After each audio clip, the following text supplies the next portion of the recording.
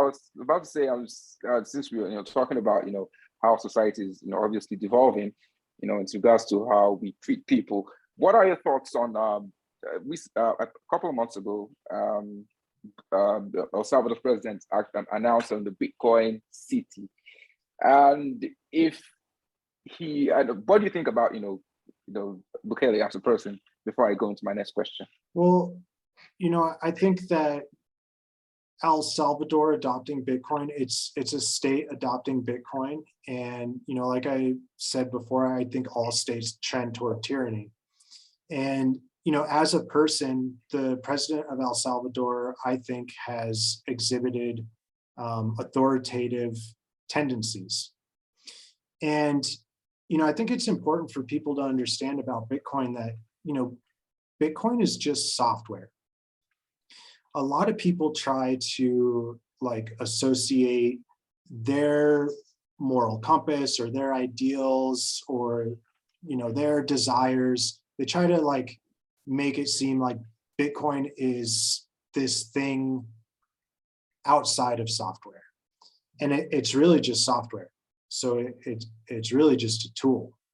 And you put a tool like that in the hands of an individual who's trying to have sovereignty and protect their own privacy and their own freedoms, that can be a very powerful tool toward those ends.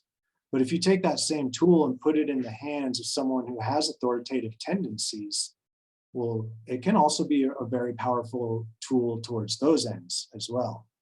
And so I think we're going to see something interesting happen in El Salvador, no matter what. I hope it's a good thing, but I can't help but think that in the hands of an authoritative president, Bitcoin's not going to be what people thought it was going to be going into El Salvador. Okay, nice. Because Bukele did announce that they are going to be launching the Bitcoin city, zero taxes and all of that, stuff that Bitcoiners do like. Do you see yourself actually living in the Bitcoin city? No, I don't think so. I'm pretty happy where I'm at. Fair enough. Maybe I'll take a vacation there one day, but no, I'm going to stay put for the long term. You mentioned that you use privacy wallets and stuff like that, and you also mentioned Samurai. What's your go-to stack of apps to help you maintain your privacy? Yeah, if we're talking mobile wallet, then I use an Android phone and I've flashed Calyx OS on it, and so the go-to Bitcoin wallet for me on that device is Samurai Wallet. It's an Android-only wallet. They've implemented the Whirlpool CoinJoin implementation. They've got a few different post-mix spending tools that help you maintain that privacy gain by going through the Whirlpool as you spend that Bitcoin later. They're constantly developing new and improved features in the wallet. So if we're talking desktop, then my favorite wallet for desktop is Sparrow Wallet. Sparrow Wallet has a super clean interface. It's really user-friendly, it's intuitive, and it also has all these advanced features. It's basically a miniature block explorer in the wallet.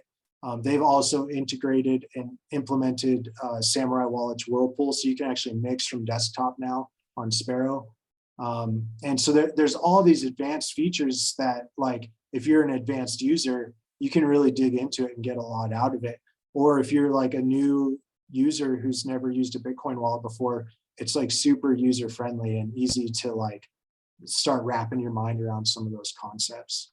So yeah, desktop and mobile, those are my two go-to Bitcoin wallets. What about Wasabi? Wasabi, so I have tried Wasabi in the past. And as time has gone on, I've developed an opinion of Wasabi that leaves something to be desired.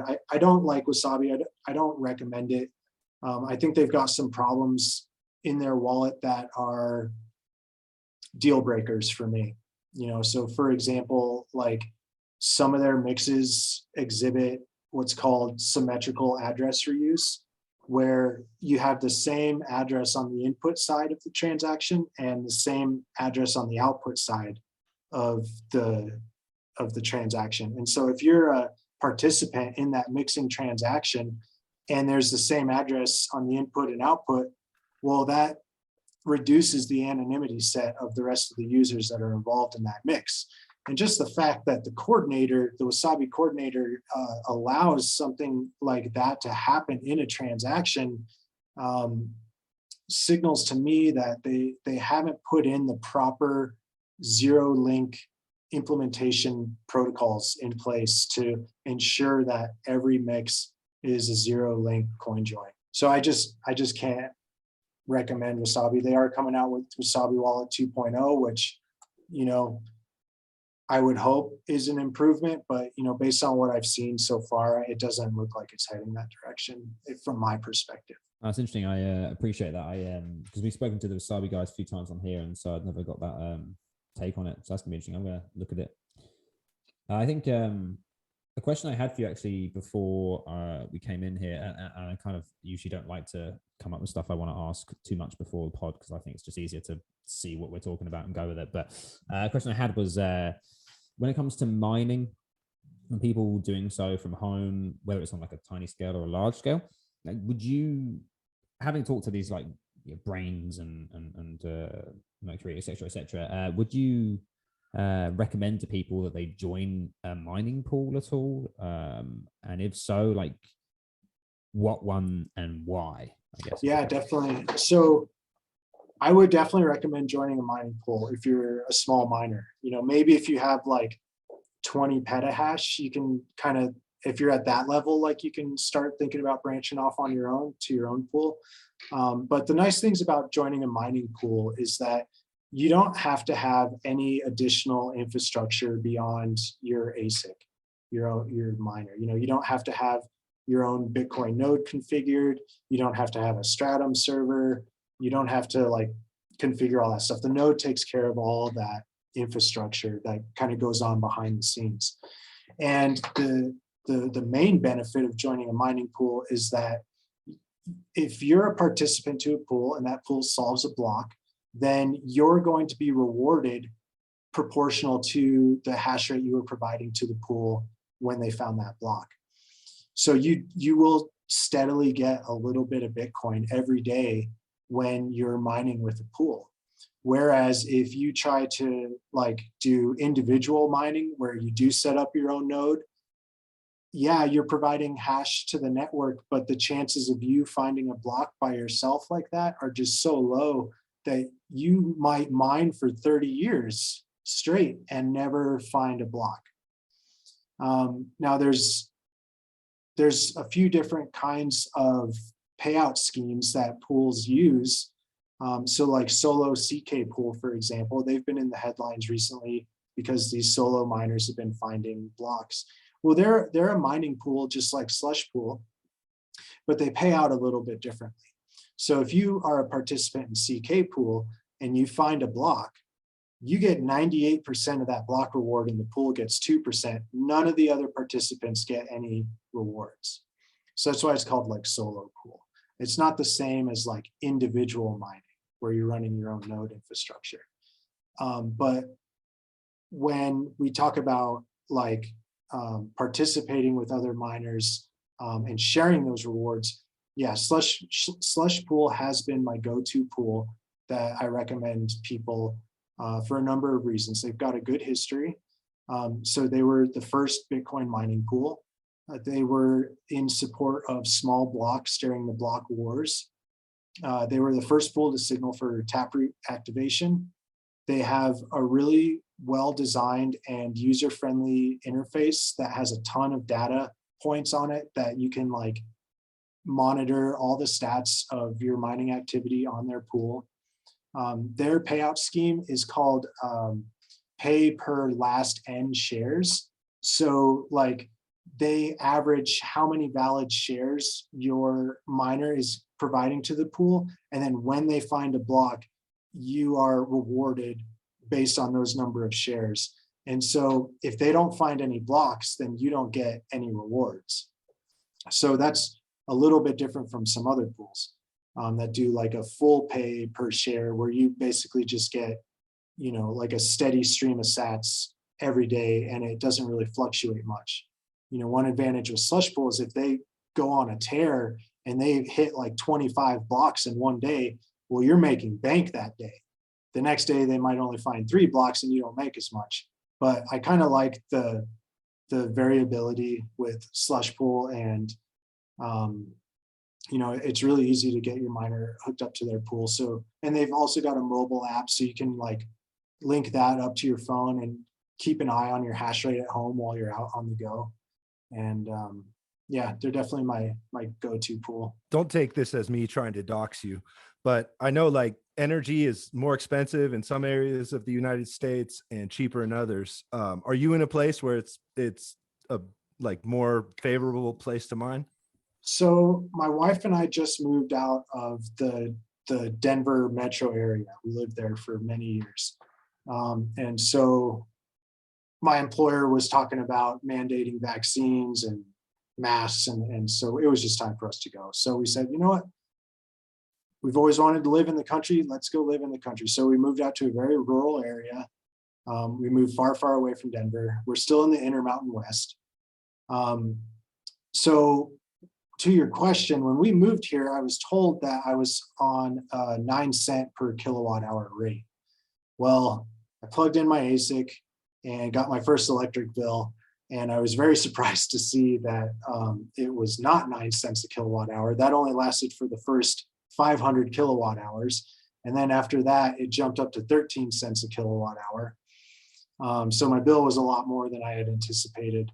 But even at that, you know, it is still, I am still mining like at a more than break even rate, you know, so it still makes sense for me economically to be mining. You know, if you've been following me for a while, you might have seen that like I put a shipping container in my backyard where I'm going to be like building out my 1 petahash Bitcoin mine. So right now I just got like 2 ASICs running in my basement, but you know, I'm trying to get the utility company to run a new service out to my shipping container and get the electricians to put in the panels. And then I'll have all of my ASICs running in that shipping container. And, you know, a little known fact about utility companies is that they all have these tariffs that you can look into and find. They just don't volunteer that information. And so you can go through their tariffs if you can find them, and you can like find what situation you're in that fits a tariff. And if you find one that's better than your like default rate that you get, your default residential rate, you can call your power company and say, hey, I saw this rate designation in your tariffs and this makes more sense for me. Can we talk about it and get me on this different rate? So like if you're like consuming like say 50 kilowatts, a lot of companies, a lot of power companies have like these like thresholds where you get better and better deals. And so anyone who's looking at, you know, mining and consuming more energy, just know that you don't have to be stuck with that default residential rate you get from your power company. You can at the very least, get like a peak demand rate or find some other program that they advertise. But if you dig a little deeper, like you'll find the published tariffs for your electric company, and in there, you'll find the really good rates, but they just don't advertise that. They don't volunteer that information. Just popped into my mind. I saw a guy a while back, a video where he'd got these Tesla roof tiles that they designed. And I just remember watching this video. It was kind of interesting to see, you know, his experience and how it works. And yeah, he had like issues where there was like fires nearby, forest fires, because there's lots of smog and etc. that blocked it. But question here, like, do you know of anyone who has got this kind of setup with like these like solar panels, like, you know, like home wind farm, like all these kinds of options for free energy that they've then tried to mine utilizing just that energy and kind of seeing how far they can go or how much it can offset their bill? Because I'm thinking that's the perfect situation, right? Is if you had this solar panel that was ultra amazing and could just soak in tons of energy and you're in a hot country and you just boom, put it straight into mining, you can just make free money once you paid off the power of the cost of the panel. Have you heard of anyone doing that kind of thing, or like blogging that as an experiment? Because it'd be interesting to see. Yeah, there's definitely some people doing it, and unfortunately I don't recall what their names are off the top of my head, but I have seen them on Twitter. I can try and like find them and send them to you after the show, and maybe you can like put it in the show notes or something. But yeah, I think at the very least it's a good way to like offset energy costs. If it can like completely replace dependency on grid, that's even better. But then you're talking about a very substantial, robust, large solar panel system or wind energy generating system. I think the real like balancing act here is that, miners want reliable energy, not so much renewable energy.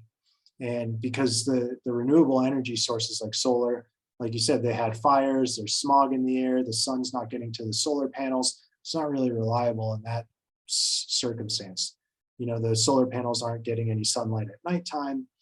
Wind can be great when it's windy out, but when there's no wind, you're not getting any power. So I definitely like the idea of those energy sources for like helping supplement your energy consumption. But I think it's definitely a good idea to have like a good, reliable source. And whether that's the grid or something like an oil and gas well, like what Upstream Data is doing. Full disclosure, I am affiliated with Upstream Data.